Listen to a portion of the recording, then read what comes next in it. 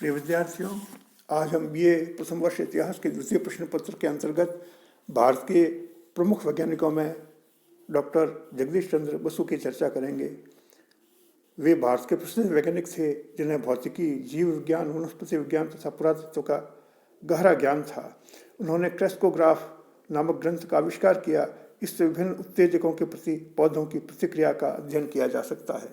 उनका जन्म 30 नवंबर 1858 को ब्रिटिश प्रांत बंगाल के ढाका जिले में फरीदपुर के मेमन से में हुआ था। उनके पिता भगवान चंद्र बसु ब्रह्म समाज में सक्रिय थे।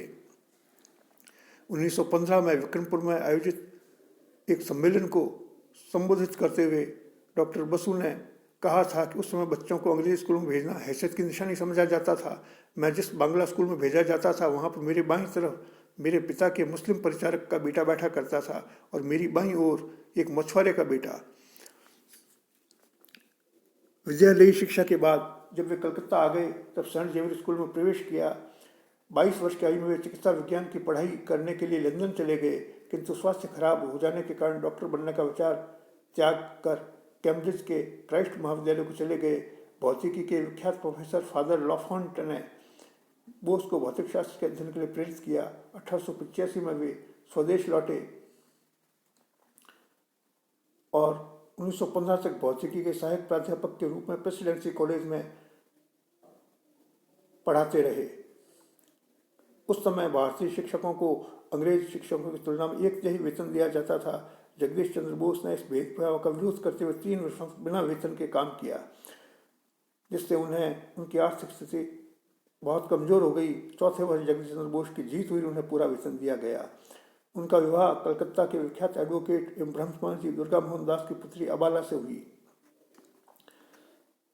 ब्रिटिश भौतिक विज्ञानी जेम्स क्लर्क मैक्सवेल ने गणितीय रूप से विविध तरंग दैर्घ्य को विद्युत चुंबकीय तरंगों के अस्तित्व की भविष्यवाणी की थी, लेकिन उनकी भविष्यवाणी के सत्यापन से पहले 1879 में उनका निधन हो गया। ब्रिटिश भौतिकविद ओलिवर लॉर्ड मैक्सवेल ने 1887-88 में तरंगों के अस्तित्व का प्रदर्शन कर उन्हें तारों को प्रेषित किया। जर्मन भौतिक शास्त्री हेनरिक हर्ट्जे ने ईस्वी 88 में मुक्त अंतरिक्ष में विद्युत चुंबकीय तरंगों के अस्तित्व का प्रयोग करके दिखाया। इस कार्य ने जगदीश चंद्र बोस सहित अनेक वैज्ञानिकों का ध्यान इस ओर खींचा। बोस के माइक्रोवेव अनुसंधान का उल्लेखनीय पहलू यह था कि उन्होंने तरंग दैर्घ्य को लगभग 5 मिलीमीटर तरंग दैर्घ्य स्तर पर ला दिया। वे प्रकाश के गुणों के अध्ययन के लंबी तरंग दैर्घ्य की प्रकाश तरंगों के नुकसान को समझ गए थे। 1895 ईस्वी में जगदीश चंद्र बोस ने कलकत्ता के टाउन हॉल में बंगाल के गवर्नर विलियम मैकेंजी की उपस्थिति में इस आविष्कार का आश्चर्यजनक प्रदर्शन किया। उनके रेडिएटर से निकली तरंगें 75 फुट की दूरी पर 3 दीवारों को पार करके रिसीवर तक जा पहुंची, जिससे पिस्तौल दागी गई घंटी बज उठी। अपने रेडिएटर से यह प्रयोग करने के लिए बोस ने आधुनिक वायरलेस टेलीग्राफी के एंटीना की रूपरेखा तैयार कर दी। यह 20 फुट लंबे खंभे के ऊपर एक गोलाकार धातु की तश्तरी थी, जिसको रेडिएटर के साथ जोड़ा गया। इसी प्रकार की एक तश्तरी रिसीवर से जोड़ी गई थी। अब वे अधिक दूरी तक संदेश भेजने का प्रयास करने लगे। इस अनुसंधान से गवर्नर विलियम मैकेंजी बहुत प्रभावित हुआ। बोस ने एक बंगाली निबंध अदृश्य आलोक में लिखा, अदृश्य प्रकाश आसानी से ईंट की दीवारों, भवनों आदि को पार कर सकता है। इसे तार के बिना भी प्रकाश के माध्यम से संदेश संचारित हो सकता है। बोस का डबल अपवर्तक क्रिस्टल द्वारा बिजली की किरणों के ध्रुवीकरण का पहला वैज्ञानिक लेख लॉज के लेख के 1 साल बाद मई 1895 में बंगाल की एशियटिक सोसाइटी को भेजा गया।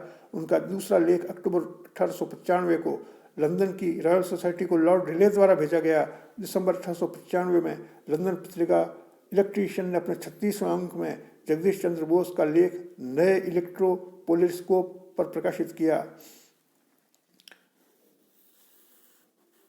जगदीश चंद्र बसु ने अपने प्रयोग उस समय किए थे जब रेडियो संपर्क के माध्यम के तौर पर विकसित हो रहा था। रेडियो माइक्रोवेव ऑप्टिक्स पर बोस ने जो काम किया था वह रेडियो कम्युनिकेशन से जुड़ा हुआ नहीं था, लेकिन उनके द्वारा किए गए सुधार एवं उनके द्वारा इस विषय में किए गए तथ्यों ने दूसरे रेडियो आविष्कारकों को प्रभावित किया और 1894 के अंत में गुग्लिएल्मो मार्कोनी एक रेडियो सिस्टम पर काम कर रहे थे जो वायरलेस टेलीग्राफी के लिए विशिष्ट रूप में डिजाइन किया जा रहा था। जगदीश चंद्र बोस पहले वैज्ञानिक थे जिन्होंने रेडियो तरंगें पहचानने के लिए सेमीकंडक्टर जंक्शन का प्रयोग किया। इस पद्धति में माइक्रोवेव अवयवों की खोज की। उन्हीं की खोज पर आगे चलते हुए मार्कोनी ने रेडियो का आविष्कार किया।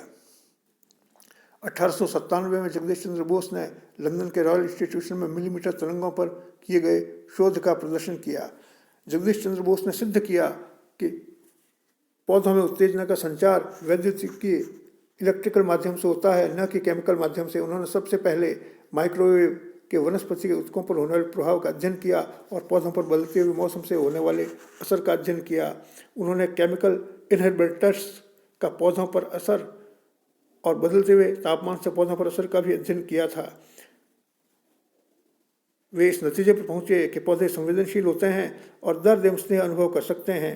बोस ने अलग अलग धातु और पौधों के ऊतक पर फटीग रिस्पॉन्स का तुलनात्मक अध्ययन किया। उन्होंने अलग अलग धातुओं को इलेक्ट्रिकल, मैकेनिकल,